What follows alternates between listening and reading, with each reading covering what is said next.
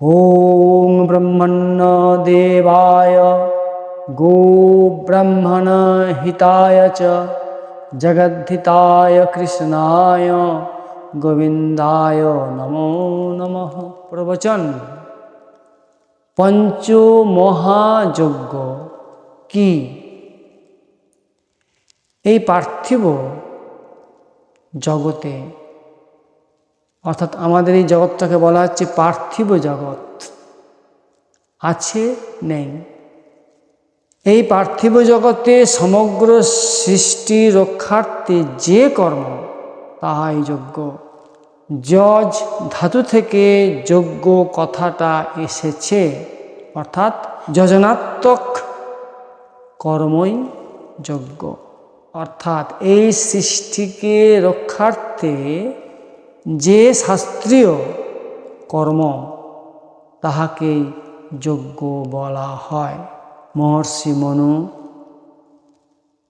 তার মনুস্মৃতিতে, অর্থাৎ মনু সংহিতায় 3 অধ্যায়ে 70 নম্বর শ্লোকে বলছেন, অধ্যাপনং ব্রহ্মযজ্ঞঃ পিতৃযজ্ঞস্তু তর্পণম হোমো দৈব বলির্ভৌত্যঃ নৃযজ্ঞ অতিথি পূজনম। অর্থাৎ 5টি যজ্ঞের কথা মহর্ষি মনু বললেন। 1 দেবযজ্ঞ, 2 ঋষিযজ্ঞ, 3 পিতৃযজ্ঞ, 4 নৃযজ্ঞ, 5 ভূতযজ্ঞ। আমরা দেবতার কাছে ঋণী আছি, তাই দেবযজ্ঞ করতে হবে। আমরা ঋষিদের কাছে ঋণী আছি, তাই ঋষি যজ্ঞ করতে হবে। আমরা পিতৃমাতৃর কাছে ঋণী আছি, অর্থাৎ পিতামাতার কাছে ঋণী আছি, তাই পিতৃযজ্ঞ করতে হবে। অতিথিদের কাছে ঋণী আছি, তাই নৃযজ্ঞ করতে হবে। এবং এই যে পাঞ্চভৌতিক পশু পক্ষী কীট পতঙ্গ লতা গুণ, এদের কাছে আমরা ঋণী আছি, এই জন্যে ভূতযজ্ঞ করতে হবে। 1 দেবযজ্ঞ। ইষ্ট দেবতাসহ ভিন্ন ভিন্ন দেবতার উদ্দেশ্যে অর্চনায় দেবযজ্ঞ। যার যা ইষ্ট, দীক্ষার সময় যার যা ইষ্ট মন্ত্র লাভ হয়েছে, সেই দেবতার পূজা অর্চনা হোম, এটাকে বলা হয় দেবযজ্ঞ। প্রতিদিন দেবার্চনা জপ ধ্যান মানবগণের অবশ্য করণীয়। যাদের এই সকল অনুষ্ঠান হয় না, তাদের গৃহ যতই শোভা সৌন্দর্যমণ্ডিত হোক, সেই গৃহ শ্মশানবৎ।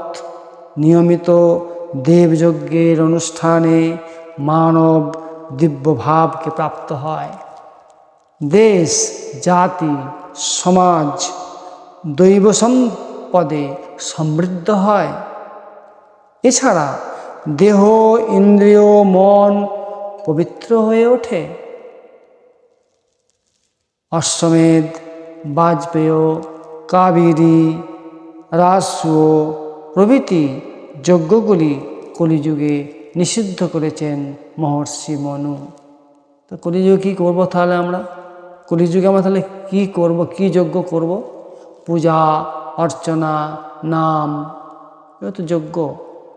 হোম যজ্ঞ, শাস্ত্রীয় পন্থায় এগুলো করলে যজ্ঞ করা হবে, তাই দেবযজ্ঞ। 2 ঋষিযজ্ঞ। আমরা আমাদের ঋষিদের কাছে ঋণী আছি। ঋষিরা আমাদের মঙ্গলের জন্য অনেক গ্রন্থ প্রণয়ন করেছেন। আমরা কেউ কশ্যপ, কেউ ভরদ্বাজ, কেউ শাণ্ডিল্য, কেউ গৌতম পরম্পরা, তাদের নামানুসারে আমরা গোত্র পেয়েছি। ঋষিপ্রণীত গ্রন্থগুলি, অর্থাৎ তারা আমাদের কল্যাণের জন্য যে সমস্ত গ্রন্থগুলি প্রণয়ন করেছেন, সেই সব গ্রন্থগুলিকে পাঠ করা। তাই ঋষিপ্রণীত শাস্ত্রগ্রন্থের নিয়মিত অধ্যয়নে ঋষিযজ্ঞ প্রতিটি মানবের এটি অবশ্য করণীয়। ইহাই ব্রহ্মযজ্ঞ বা স্বাধ্যায় যজ্ঞ। ইহাই বিদ্যার সাধন, অন্যগুলি অবিদ্যার সাধন।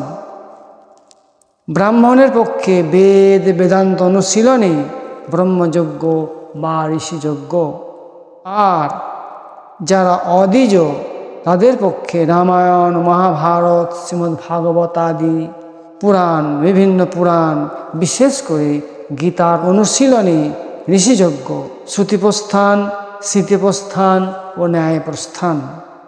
এই প্রস্থানত্রয়ের শ্রবণ, মনন, পঠনে ব্রহ্মযজ্ঞ বা ঋষিযজ্ঞ। শ্রুতিপ্রস্থানের মধ্যে বেদান্তই শ্রেষ্ঠ, স্মৃতিপ্রস্থানের মধ্যে শ্রীমদ্ ভগবদ্ গীতাই শ্রেষ্ঠ এবং ন্যায়প্রস্থানের মধ্যে মীমাংসা ব্রহ্মসূত্রই শ্রেষ্ঠ।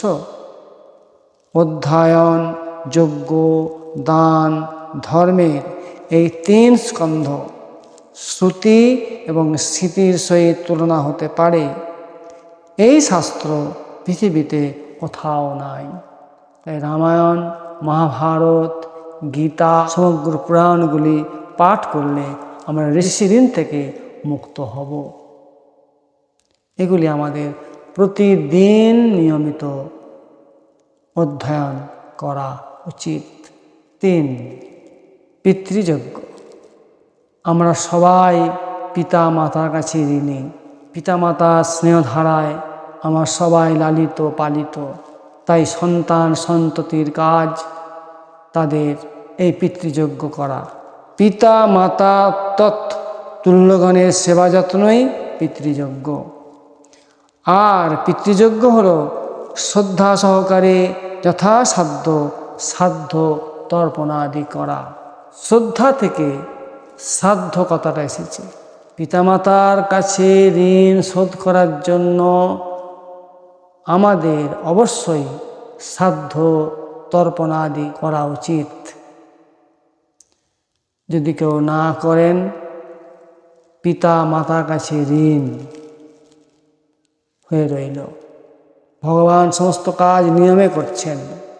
এই ভগবান মনুর এটি নিয়ম, অর্থাৎ অনুশাসন। পরলোকগত নিজ পিতা মাতা, পিতামহ, মাতামহ ইত্যাদি এনাদের আত্মার তৃপ্তির জন্য শাস্ত্রবিহিত পন্থায় যথাকালে শ্রাদ্ধ তর্পণ করা উচিত। মহৎ এই কর্মের মধ্য দিয়েই আমরা আমাদের সন্তান সন্ততিদের মধ্যে পিতা মাতার প্রতি শ্রদ্ধা ভাবের জাগরণ ঘটাই। শ্রাদ্ধ তর্পণ প্রতিটি মানবের করা পরম কর্তব্য। এতে পরলোকগত পিতামহ এবং প্রজাপতিগণ তৃপ্ত হন। এদের তৃপ্তিতে সকলে তৃপ্ত হয়ে ওঠেন। 4, নৃযজ্ঞ অর্থাৎ অতিথি সেবা। আমরা সবাই অতিথির কাছে ঋণী। অতিথি কাকে বলে? এক তিথির থেকে অন্য তিথি যে দেখবে না, তাকে বলে অতিথি। মানবের সেবায় নিযজ্ঞ অর্থাৎ অতিথি সেবা। নারায়ণ জ্ঞানে অতিথি সেবা করা অবশ্যই কর্তব্য। একটা তিথির পরবর্তী তিথিতে যে ব্যক্তি থাকেন না, অর্থাৎ যারা আগন্তুক আসে চলে যায়, প্রতিটি গৃহীর পক্ষেই এইরূপ সেবা করণীয়। মানবের বিপদ হলেই মানবই সাহায্য করবে, এটাই স্বাভাবিক। এইরূপ করাই নৃযজ্ঞ, অতিথি সেবা, যা সমাজকে জাতিকে সমৃদ্ধ করে। কথাতেই আছে অতিথি দেবো ভব। যিনি অতিথি সেবা না করে অন্ন গ্রহণ করেন তিনি যজ্ঞাবশেষ ভক্ষণ করেন। যারা অতিথি সেবা, মানুষ অতিথি এসে বলল, মা আমি আজ দুটো সেবা করব, তাকে দুটো অন্ন না দেওয়া, দেখো এটা না করলে কিন্তু পাপ ভাগী হতে হয়। আর গৃহীগণে পরম কর্তব্য সাধু সন্ন্যাসী গুরুর সেবা করা, যথাসাধ্য তাদের অন্নদান করা, বিশেষ করে সদাচার সম্পন্ন ব্রাহ্মণের সেবা করা বিশেষ কর্তব্য। এরাই সমাজকে সাধুতায়, ভদ্রতায়, সততায়, স্বধর্মনিষ্ঠায় সচেতন করে রাখে এবং রক্ষা করে বা রক্ষা করতে সাহায্য করেন। এদের দ্বারাই মানব স্বাস্থ্য সম্পর্কে সচেতন হয়ে জাতি, সমাজ, দেশ রক্ষার্থে বা ধর্ম রক্ষার্থে কাজ করেন। আমরা অতিথির মধ্যে থেকেই সেই নারায়ণের সেবা করতে পারব, অর্থাৎ বসুধৈব কুটুম্বকম। 5 ভূতযজ্ঞ, অর্থাৎ পশু পক্ষী কীট পতঙ্গ এদের যথাসাধ্য সেবা, একে বলা হয় ভূতযজ্ঞ। অর্থাৎ পঞ্চমহাভূত বিশিষ্ট যাহা তাকেই বলা হয় ভূত। শ্রী ভগবান বলেছেন গীতায়, সর্বভূতে হিতে রতা বাসুদেব সর্বম। সর্বভূতে বাসুদেবের অধিষ্ঠান জেনে যত্র যত্র নেত্য পরে তত্র তত্র কৃষ্ণ স্ফুরে। এই ভূতযজ্ঞ অর্থে বুঝতে হবে সকল প্রাণীর প্রতি সেবাভাব নিয়ে তাদের বেঁচে থাকার সুযোগ দেওয়া, প্রতিদিনই তাদের জন্য কিছু অন্যায়াদি দান করে সেবা করা। সেবা অর্থ সন্তুষ্টি বিধানই সেবা। যে কর্মর দ্বারা সন্তুষ্ট হয় তাহাই সেবা। এই সেবা 2 প্রকার, করুণাত্মক এবং মহিমাত্মক। অন্ধ আতুর জনের প্রতি সেবা হচ্ছে করুণাত্মক। গুরু, সাধু, সন্ন্যাসী, পিতা, মাতা অর্থাৎ গুরুস্থানীয় ব্যক্তির সেবা মহিমাত্মক।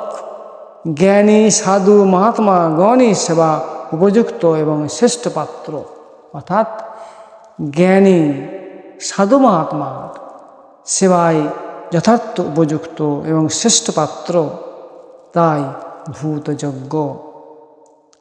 আমাদের বুদ্ধি যতই স্বচ্ছ হবে ততই শাস্ত্র বিধিমূল্য হৃদয়ঙ্গম হবে। আমাদের বুদ্ধি যতই স্বচ্ছ হবে, পরিষ্কার হবে, ততই শাস্ত্র বিধিমূল্য হৃদয়ঙ্গম হবে। 1 শাস্ত্রের তুল্য বন্ধু নাই। 2 ত্যাগের তুল্য শান্তি নাই।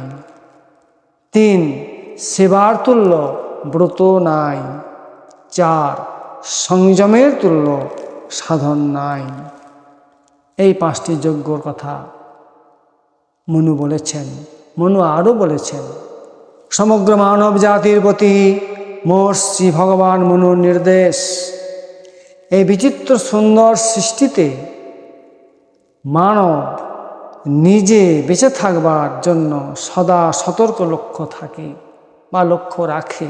তেমনি এই সমগ্র সৃষ্টিতে যে জীবকুল আছে তাদেরকে বাঁচিয়ে রাখবার দায়িত্ব মানবেরই আছে এবং মানব তাতে দায়বদ্ধ। কারণ এই সমগ্র সৃষ্টিতে মানবই একমাত্র শ্রেষ্ঠ জীব। এই জগৎ সংসারে যে সমগ্র জীব জন্ম নিয়েছে কেউ বিনা প্রয়োজনে আসে নাই। বিশ্ববিধাতা তার সৃষ্টির নিয়মে সমস্ত জীবকুলকেই তার জগৎ কল্যাণে পাঠিয়েছেন।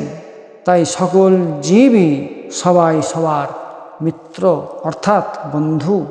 যেমন মানব এই সৃষ্টি ধরে সুন্দর সৃষ্টিতে জীবিত থাকবার ইচ্ছা করে, তেমনি অন্য প্রাণীদের বেঁচে থাকবার সুযোগ করে দিতে হবে। এতে মানব দায়বদ্ধ। মানব যদি মনে করে এই সুন্দর সৃষ্টিতে মানবই শুধুমাত্র বেঁচে থাকবে, এই স্বার্থপরতা রূপ ব্যাধি এই সুন্দর সৃষ্টি রক্ষার্থে অহিতকারী। এই সমগ্র সুন্দর সৃষ্টি রক্ষার্থে যে সকল কর্ম তাই মহাযজ্ঞ।